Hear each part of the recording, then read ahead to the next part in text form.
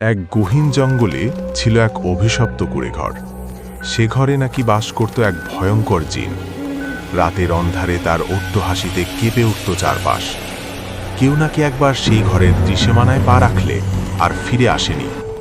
গ্রামের লোকজনের বিশ্বাস, ওই জিন পথভোলা পথিকদের ধরে নিয়ে আটকে রাখে ঘরে, আর তাদের ভয়ঙ্কর অত্যাচার করে। এভাবেই দিনের পর দিন কেটে যাচ্ছিল, আর এই ভুতুরে ঘরের রহস্য আরও ঘন হচ্ছিল।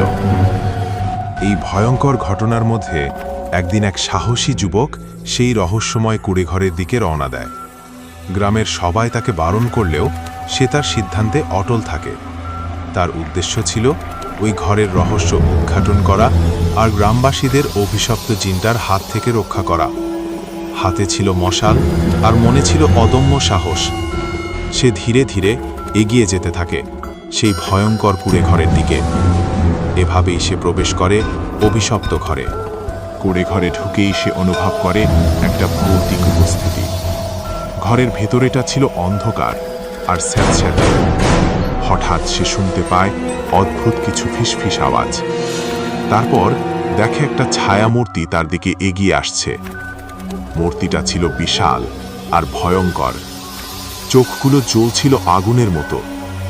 যুবকটি একটুও ভয়টা পেয়ে মশাল হাতে তার মুখোমুখি দাঁড়ায়। তাদের মধ্যে শুরু হয় এক ভয়ঙ্কর লড়াই। চারিদিকে শুধু আওয়াজ আর শীতকারের প্রতিধ্বনি। এরপর সেই ভয়ঙ্কর জিনের সাথে যুবকটির লড়াই আরো ভয়ানক হয়ে ওঠে।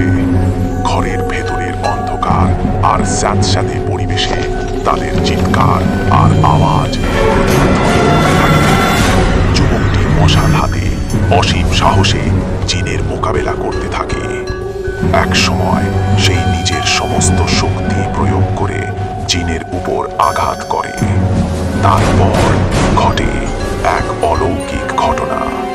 জিনটি যন্ত্রণায় চিৎকার করে উঠতে থাকে আর আস্তে আস্তে মিলিয়ে যেতে থাকে ঘরের অন্ধকার আর স্যাঁতস্যাঁতে পরিবেশ থেকে। এরপর সবকিছু শান্ত হয়ে যায়। যুবকটি হাঁপাতে হাঁপাতে দাঁড়িয়ে থাকে। সে সফল হয়েছে। গ্রামের লোকজনকে অভিশপ্ত জিনের হাত থেকে রক্ষা করতে পেরেছে। এরপর গ্রামের লোকজন তাকে বীরের মতো সম্মান জানায়। যুবকটির কাছে হয়ে ওঠে তাদের রক্ষাকর্তা। আর সেই ভয়ঙ্কর কুঁড়েঘর আর কোনোদিন কাউকে ভয় দেখায়নি। আপনাদের সাথে ঘটে যাওয়া এমন আরও জিন